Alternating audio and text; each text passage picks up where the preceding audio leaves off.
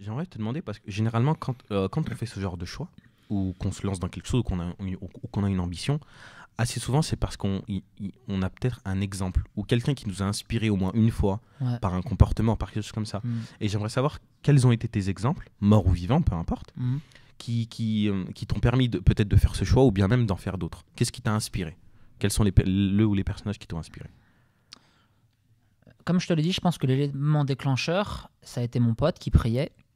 Après, si je dois parler d'exemples, mes premiers exemples, c'est mes parents en vrai. Tu vois, en vérité, c'est ça mes premiers exemples, c'est eux.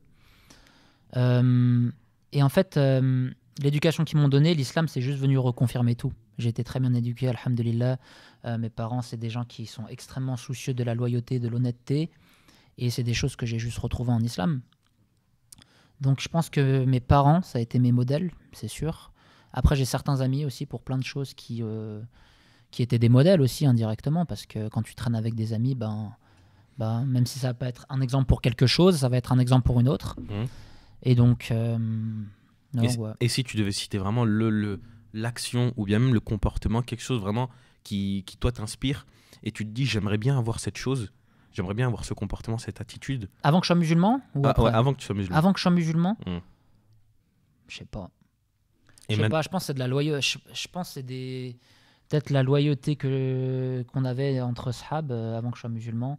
C'était quelque chose la loyauté, c'est quelque chose qui est extrêmement fort, je trouve, et qui me touche beaucoup en toutes circonstances. Et je sais pas, on avait une sorte de fraternité entre Sahab.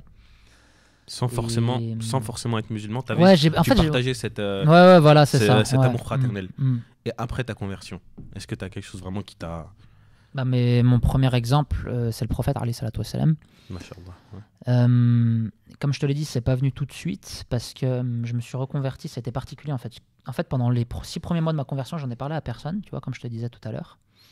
Et après, j'ai décidé d'en parler à un premier ami qui, lui, s'était mis... en même temps que je me suis converti à l'islam, il a commencé à faire la prière à peu près à ce moment-là aussi. C'est quelqu'un que je pourrais dire comme un meilleur ami, tu vois, pour moi. Il était musulman avant ou bien il s'est converti comme toi? En fait, sa famille, du côté de son père, était musulman, mais du côté de sa mère, ils étaient français, italiens français. Et donc, du coup, lui, il a grandi il n'a pas grandi avec son père, il a vraiment grandi avec sa mère. Et donc, du coup, il a été élevé dans une culture chrétienne, en fait, tu vois. D'accord. Enfin, il était petit, il mangeait du porc, truc. Et c'est en grandissant petit à petit que, même s'il a un prénom à consonance arabe, c'est en grandissant petit à petit qu'il s'est un peu plus rapproché du côté arabe, entre guillemets. Et puis après, il a fait ce choix en même temps que moi, à peu près, de devenir musulman. Et il a commencé à prier à ce moment-là. D'accord. Et est-ce qu'on pourrait savoir comment est-ce que ta relation familiale, donc avec ta mère, avec ton père, avec tes frères, tes sœurs, comment est-ce que tout ça a évolué après ta conversion? Après, une fois que je leur ai annoncé, une fois qu'ils étaient au courant. Déjà, ce qu'il faut savoir, c'est que je leur ai annoncé peut-être 3 ans après que je me sois reconverti, ce qui est long. Attends, je me permets une petite parenthèse. Comment est-ce que tu as fait pour vraiment garder ça sans que ta famille le perçoive? Comment est-ce que tu faisais la prière, tout ça? Justement, c'est quelque chose que j'étais en train de dire, c'était très compliqué. Déjà, au bout de 6 mois, c'était quelque chose qui était très dur à porter, tu vois, comme fardeau. Et donc, la religion, c'est quelque chose qui est très bien seul, mais qui a 2 aspects. Ça se partage, en même temps, tu as ta relation seule avec Allah Azza wa Jal. Au bout de 6 mois, j'en pouvais plus, clairement. Donc, j'ai décidé d'en parler à cet ami en question, qui faisait la prière. Donc, subhanallah, premier sahab qui sait que je suis musulman. 1 mois ou 2 après, peut-être, j'en parle à un deuxième. Quelle a été sa réaction à ce premier sahab? Bon, il était content. Hein. Je me souviens, il était 5h du matin, on rentrait. On était resté toute la soirée dehors, tu vois, à se poser, tout ça. Et puis, finalement, quand je lui ai dit ça, c'était avant de rentrer, et je lui ai dit, au fait, j'ai quelque chose à te dire. Ouais, je suis musulman, alhamdoulilah. Il était choqué. Et donc, du coup, ce qu'on a fait, c'est qu'on n'est pas rentré. On a refait des tours, on allait à la boulangerie, on est resté, je crois, jusqu'à 10h du mat dehors, tu vois. On a fait nuit blanche. Mais bien sûr, il était content. C'était quoi la question que tu m'avais posée auparavant? C'était comment est-ce qu'au début j'avais caché tu caches, tu pries dans ta chambre. J'ai la chance d'avoir une chambre à moi, donc je priais, voilà. Au début, je faisais pas forcément attention à manger de la viande halal ou pas halal. Après, plus j'ai avancé, plus j'ai voulu faire attention à ces choses-là, donc je mangeais de moins en moins chez moi aussi. Et en fait, toutes ces choses-là, au bout d'un moment, elles ont fait que 3 ans, c'est très long, et Je me suis dit, c'est plus possible d'avoir ce rythme de vie. Je mangeais plus chez moi, je mangeais que dehors. Ouais, j'avais plus cette relation avec mes parents. Et puis, je vivais dans le mensonge, en fait, constamment. Et c'est très désagréable de mentir tout le temps. Donc je faisais tous mes trucs en cachette, mais un jour, je me suis dit, ok, faut que je saute le pas. Et c'est un conseil que j'aimerais donner à tous les frères qui sont reconvertis, c'est parlez-en le plus vite possible à vos parents de votre reconversion. Mais avant ça, déjà, soyez armés sur votre religion. Pourquoi est-ce que vous vous êtes reconverti? Parce que si vous n'avez pas d'armes, vous allez vous faire déglinguer par les gens qui auront plus d'arguments que vous. Ou voilà, quoi. Faut vraiment savoir et vous poser la question de ce choix et voilà, que ça soit quelque chose qui soit ancré en vous. Sinon, vous allez... T'as eu ce débat, toi, un petit peu idéologique, peut-être avec tes parents sur eux, leur religion et toi, la tienne? Ouais, en fait, pas tant que ça, dans le sens où mes parents, ils n'ont jamais voulu m'imposer quoi que ce soit.